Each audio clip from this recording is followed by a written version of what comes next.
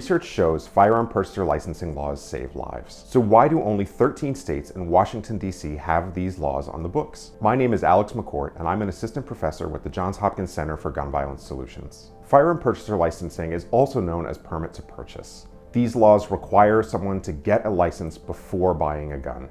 Data has shown that firearm purchaser licensing laws are associated with reductions in multiple forms of gun violence. For example, in Connecticut, we've seen reductions in firearm homicide and firearm suicide associated with these laws. These laws have saved countless lives. But for them to work, they have to be written and implemented correctly. We just released a model policy guide laying out how an effective firearm purchaser licensing law works.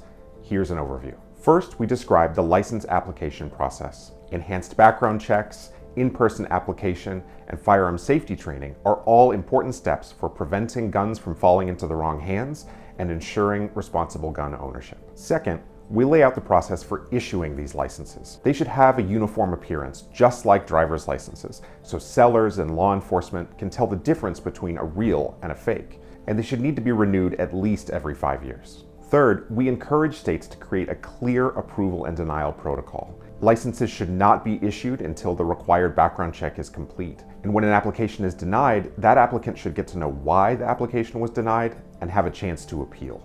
And finally, we describe how states should think about accountability for violating firearm purchaser licensing laws and what data states should think about collecting. States should collect firearm purchaser licensing data to make it easier to evaluate the uptake and impact of the law. The data show that these recommendations can help prevent gun violence and save lives. Learn more about firearm purchaser licensing and read the model policy guide on our website.